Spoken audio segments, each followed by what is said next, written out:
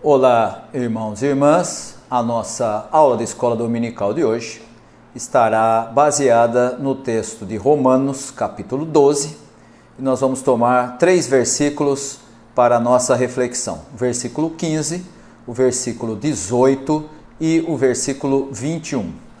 Os versículos dizem o seguinte: versículo 15 diz assim: alegrem-se com os que se alegram e chorem com os que choram.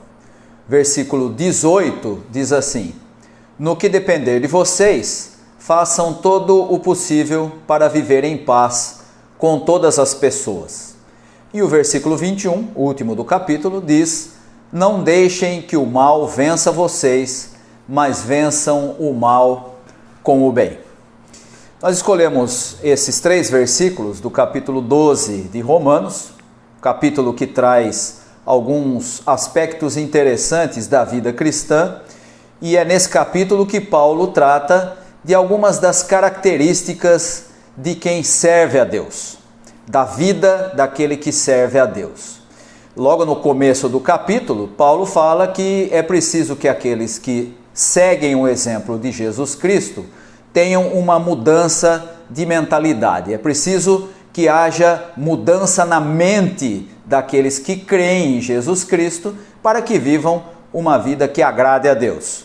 E por isso nós encontramos nesse capítulo várias orientações práticas de Paulo que representam justamente essa vida que serve a Deus.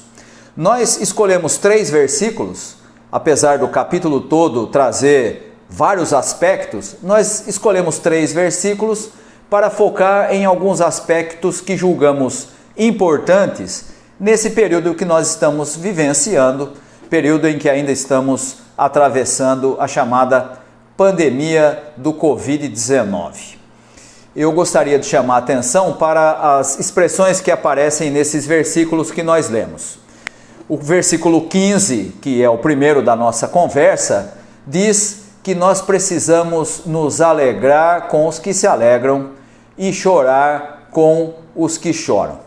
Essa é uma realidade que todos nós conhecemos muito bem na nossa atual situação, com a perda de muitas pessoas, com o falecimento de pessoas muitas vezes próximas às nossas famílias, e por conta disso precisamos aprender esse aspecto vital da vida cristã: alegrar-se com o que se alegra, mas também chorar com o que chora. Há uma expressão muito clara que explica isso e que resume essa realidade da vida do cristão, que é a ideia de empatia, a ideia de colocar-se no lugar do outro. E parece que isso tem faltado muitas vezes na nossa realidade atual, porque há muita gente que ou nega a pandemia, ou diz que isso tudo é coisa passageira e não tem muito desdobramento, não tem tanto problema, quando na realidade nós temos visto que há uma quantidade imensa de pessoas que estão sendo vitimadas pela pandemia do Covid, e nós temos perdido pessoas, perdido famílias próximas a nós e que devem ser alvo da nossa empatia, da nossa solidariedade. E, portanto, participar de maneira empática com o outro, com aquilo que o outro está vivenciando, é o primeiro aspecto de alguém que realmente entende o que significa ter a mente transformada, de maneira que nós vivamos uma vida que serve a Deus. Há muita gente que não tem muita capacidade de se alegrar com o outro. Quando o outro está alegre, ele fica triste porque não é a alegria dele. E pior ainda, quando não consegue sofrer com o outro. Essa empatia, portanto, é uma marca importante na vida daqueles que se comprometem a seguir a Jesus Cristo e precisa estar presente nas nossas vidas quando nós realmente afirmamos que seguimos o exemplo de Jesus Cristo. Se você olhar para o exemplo de Jesus e encontrar no Evangelho a maneira como ele agia em relação às pessoas, você vai encontrar sempre essa empatia. Você vai encontrar no Evangelho uma expressão que demonstra isso de maneira muito clara, quando diz que ele teve compaixão das pessoas, teve compaixão das multidões, teve compaixão de pessoas que o procuravam, e ele então as atende com esse sentimento de empatia. Portanto, primeiro versículo 15, aponta esse aspecto: alegrar-se com os que se alegram, chorar com os que choram, demonstrar empatia para com a realidade de pessoas que, como nós, estão enfrentando uma situação bastante dolorosa. O segundo versículo, versículo 18, fala em termos paz com todas as pessoas. Se possível, diz o versículo, tenha paz com todas as pessoas. E aqui nós temos o aspecto importante, que é a realidade de que ter paz é uma opção de cada um. Isso significa que há muita gente que, por sua própria natureza, por sua personalidade, tem um tipo de espírito belicoso. Não perde nenhuma chance de criar problema ou de criar confronto quando alguma situação apresenta essa possibilidade. Ter paz, quando depender de nós com todas as pessoas, significa evitar esse espírito belicoso. O problema muitas vezes é que as pessoas se julgam superiores às outras, e aí então nós temos essa atitude de achar que o outro nunca está certo, e portanto, quando ele diz alguma coisa, ou faz alguma coisa, ou toma um posicionamento que não é o nosso, nós nos colocamos na defensiva. E essa expressão de Paulo no versículo 18 nos ensina que é preciso cultivarmos na nossa vida a paz com todas as pessoas. Quando depende de nós, nós devemos buscar essa paz. E é interessante porque ter paz com as pessoas também é fruto da paz com Deus.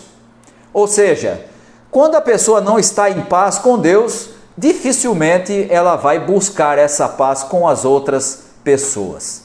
E o reconhecimento da situação que nós vivemos como seguidores de Jesus Cristo, o reconhecimento de que estamos sob a graça de Deus, é que nos torna mais pacíficos, mais buscando essa atitude de não excluir o outro, de ser menos arrogante e de buscar a paz com todos. Portanto, além da alegria com o outro e do sofrimento com o outro, a empatia, é preciso também aprendermos a termos paz com todas as pessoas quando depende de nós. E muitas vezes depende apenas de nós. E o terceiro aspecto está lá no versículo 21, que diz: não deixem que o mal vença vocês, mas vençam o mal com o bem. E então nós temos um terceiro aspecto da vida de quem realmente serve a Deus: vencer o mal com o bem. E é preciso que a gente perceba que não é preciso buscar o mal. Parece que ele está sempre por perto, ele é muito fácil de se encontrar, e o próprio Paulo fala sobre isso lá no capítulo 7, dizendo que o bem que ele quer fazer ele não consegue, mas o mal que ele não quer, esse está sempre fácil, sempre à mão, sempre fácil de se encontrar. O mal que eu quero, portanto, diz Paulo, esse está sempre próximo. E nós temos que então aprender essa lição de Paulo nesse capítulo como uma característica da vida de quem serve a Deus, de buscar conscientemente vencer o mal com o bem. Quem está em paz com Deus procura vencer o mal com o bem. E essa é uma das essências do Evangelho: oferecer a outra face, andar a segunda milha, dividir a túnica. É talvez a parte mais difícil de colocarmos em prática no Evangelho, daquilo que aprendemos do ensino de Jesus, mas cada vez que escolhemos outro caminho que não esse ensinado por Jesus, nós estamos sendo vencidos pelo mal, em vez de vencermos o mal com o bem. E portanto, nós temos aqui esse aspecto prático da vida daquele que serve a Deus. procure vencer o mal com a prática do bem, ainda que seja aparentemente difícil, ainda que seja talvez a parte mais complexa da obediência ao Evangelho de Jesus Cristo. 3 palavras para meditarmos hoje. Alegria, que se mistura aqui nesse caso com a tristeza por aqueles que estão sendo vitimados pela pandemia do Covid-19, representada aqui na questão da empatia com o que o outro está vivenciando, a paz que nós devemos buscar e o bem que vence o mal. Aspectos práticos da vida daqueles que seguem a Jesus Cristo. Que esses aspectos estejam presentes na nossa vida, na nossa prática diária, para que possamos viver uma vida que realmente serve a Deus. Não é possível servir a Deus sem entendermos que estamos servindo ao outro. E esses aspectos são aspectos práticos da nossa vida em relação às outras pessoas.